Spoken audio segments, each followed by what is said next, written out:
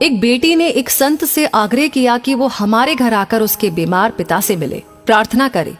बेटी ने यह भी बताया कि उसके बुजुर्ग पिता पलंग से उठ भी नहीं सकते। संत ने बेटी के आग्रह को स्वीकार किया।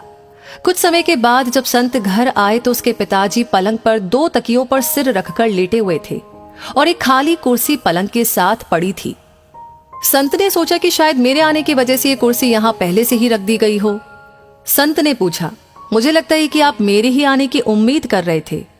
पिता ने कहा, नहीं, आप कौन हैं? संत ने अपना परिचय दिया और फिर कहा, मुझे ये खाली कुर्सी देखकर लगा कि आपको मेरे आने का आभास था।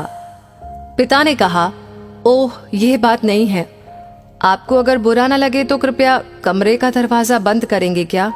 संत को यह सुनकर थोड़ी हैरत हुई, फिर भी दरवाजा बंद कर दिया। पिता ने कहा, दरअसल इस खाली कुर्सी का राज मैंने आज तक किसी को नहीं बताया, अपनी बेटी को भी नहीं। पूरी जिंदगी में यह जान नहीं सका कि प्रार्थना कैसे की जाती है। मंदिर जाता था, पुजारी के श्लोक सुनता था, वो तो सिर के ऊपर से गुजर जाते थे, कुछ भी पल्ले नहीं पड़ता था। मैंने फिर प्रार्थना की कोशिश करना छोड़ दिया। लेकिन 4 साल पहले मेरा एक दोस्त मिला, उसने मुझे बताया कि प्रार्थना कुछ नहीं, भगवान से सीधे संवाद का माध्यम होती है।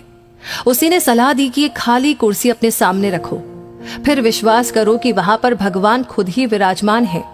अब भगवान से ठीक वैसे ही बात करना शुरू करो जैसे कि अभी तुम मुझसे कर रहे हो।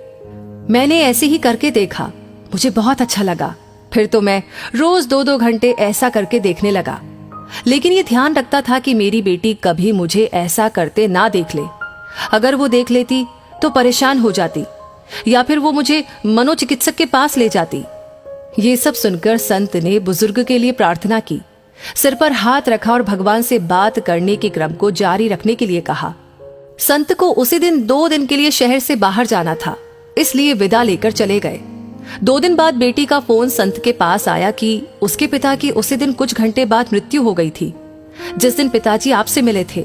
संत ने पूछा कि उन्हें प्राण छोड़ते समय कोई तकलीफ तो नहीं हुई?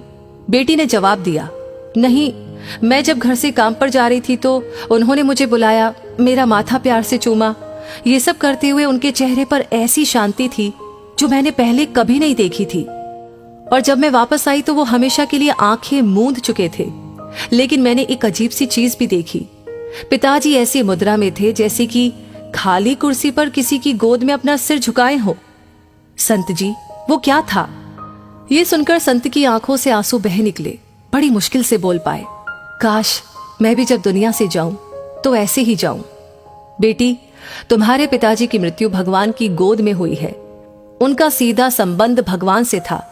उनके पास जो खाली कुर्सी थी उसमें भगवान बैठते थे और वो सीधे उनसे बात करते थे। उनकी प्रार्थना में इतनी ताकत थी कि भगवान को उनके पास आना पड़ता था।